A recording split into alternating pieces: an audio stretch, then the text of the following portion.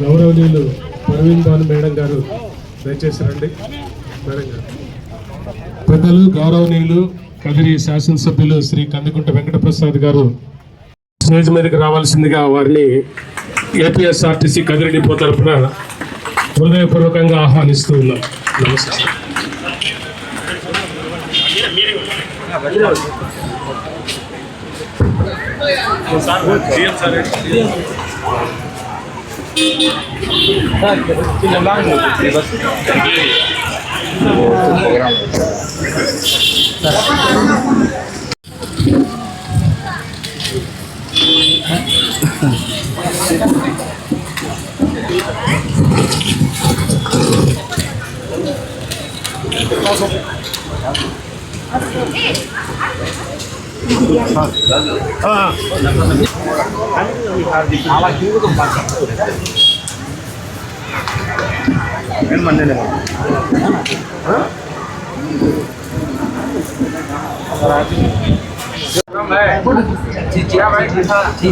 నువ్వు రామ్మా ఇట్లా. చంద్రబాబు నాయుడు నాయకత్వం, చంద్రబాబు నాయుడు నాయకత్వం, చంద్రబాబు నాయుడు నాయకత్వం. కందికుంట వెంకటప్రసాద్ అన్న గారికి రైట్ అమ్మా, థ్యాంక్ యూ. జై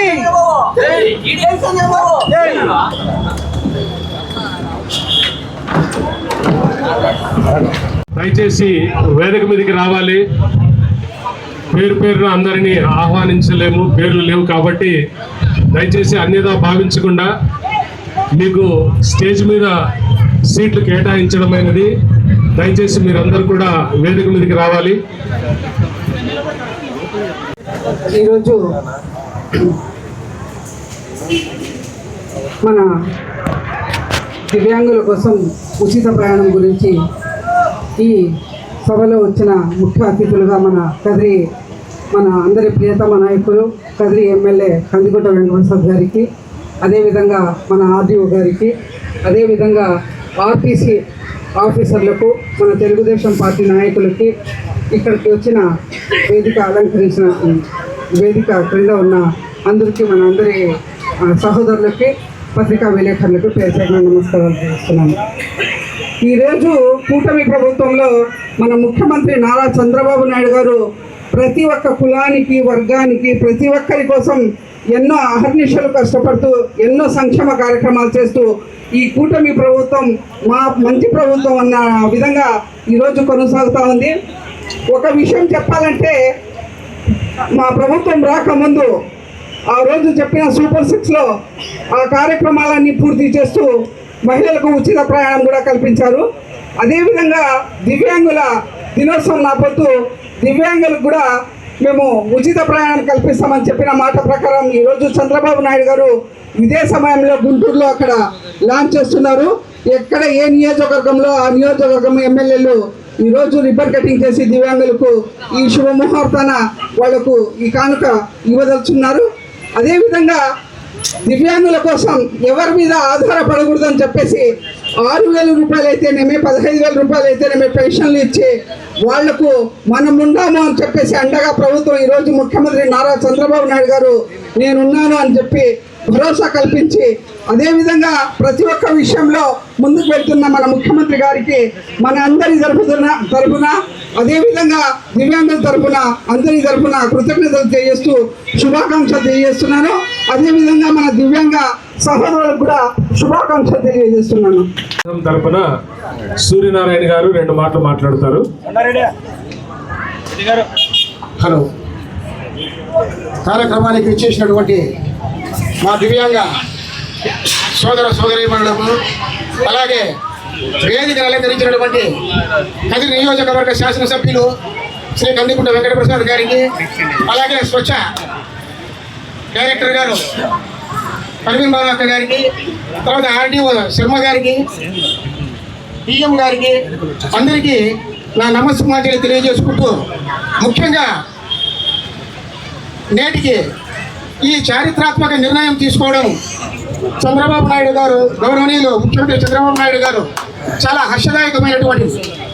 గతంలో దివంగత నేత మాజీ ముఖ్యమంత్రి వర్యులు నందమూరి తారక రామారావు గారు 86లో 50% రాయితీని కల్పించి ఈ దివ్యాంగులకు బస్సు పాస్ను ఏర్పాటు చేయడం జరిగినది.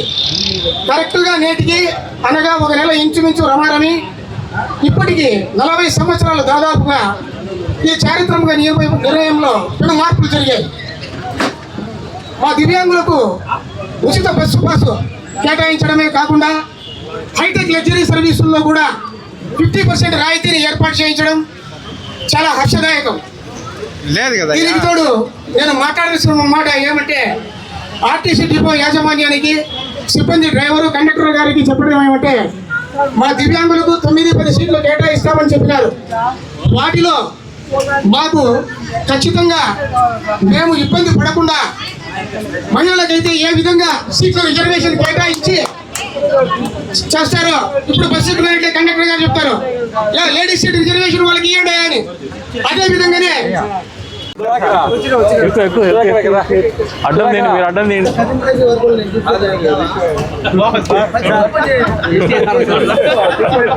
పువ్వు పట్టినవరా నువ్వు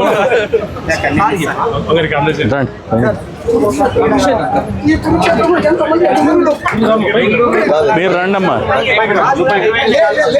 అయితే ఆంధ్రప్రదేశ్లోని ముఖ్యంగా దివ్యాంగుల సోదరీమణులందరికీ కూడా ప్రభుత్వం ఎలా అయితే గతంలో మహిళలకి, ట్రాన్స్జెండర్స్కి, అలాగే రకరకాల వర్గాలకు ఒక్కొక్కరికి ఒక్కొక్క సంక్షేమంగా వాళ్ళకి ఏ అవసరం అనేది నిర్ణయించడమే కాకుండా ప్రతి దాంట్లో కూడా అన్ని వర్గాల వాళ్ళని, అన్ని రకాలైన ప్రజల యొక్క మనోభావాలు, వారి యొక్క అవసరాలను గుర్తిస్తూ వాళ్ళకి కూడా సక్రమైన జీవనం కావాలనే ఉద్దేశంతో వాళ్ళకి కూడా ఉపాధి, ఎక్కడికైనా వెళ్ళాలన్నా సరే, ఏ బంధువులింటికి వెళ్ళాలన్నా, హాస్పిటల్కి వెళ్ళాలన్నా వాళ్ళకి కూడా ఎటువంటి ఆర్థికమైన ఖర్చులు లేకుండా వాళ్ళు కూడా మన యొక్క ప్రభుత్వ వాహనాల్లో సక్రమంగా గౌరవంగా వెళ్ళే ఉద్దేశంతో ఏర్పాటు చేసిన ఈరోజు ఈ కార్యక్రమంలో ముఖ్యంగా మనకి విచ్చేసిన మన ఎమ్మెల్యే గారికి మీ అందరి తరపు నుండి కూడా ధన్యవాదాలు తెలియజేస్తున్నాం అండి.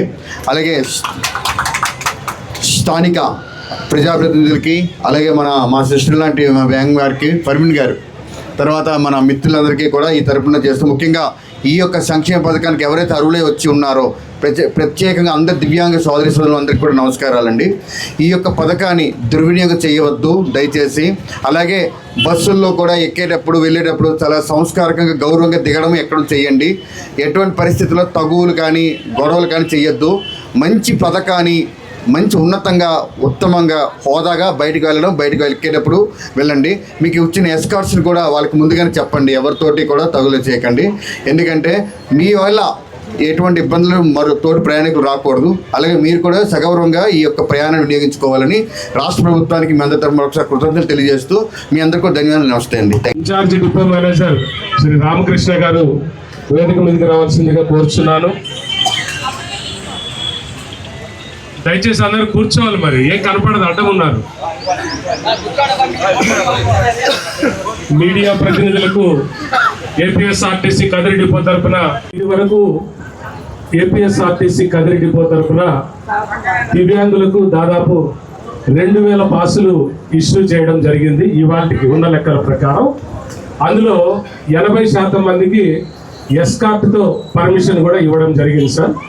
అయితే ఇంకా నెక్స్ట్ ఎంతమంది వచ్చినప్పటికీ కూడా వాళ్లకు ఖచ్చితంగా పాసులు జారీ చేస్తారు. పాసులు ఈ డిపో నుండి జారీ చేయటంలో ఎటువంటి ఇబ్బందులు ఉండవని సవినయంగా మనవి చేస్తూ ఉన్నాను. అలాగే మా డిపో తరఫున ఒక మనవి ఏంటంటే 2005 సంవత్సరం బ్రహ్మోత్సవాలు జరిగినప్పుడు డిపోకి 25 లక్షల ఆదాయం వచ్చింది సార్.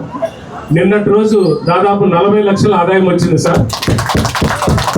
గత సంవత్సరానికి ఈ సంవత్సరానికి పోల్చుకుంటే 15 లక్షల రూపాయలు ఆదాయం అదనంగా పెరిగింది. ఉచిత బస్సులు ఉన్నప్పటికీ.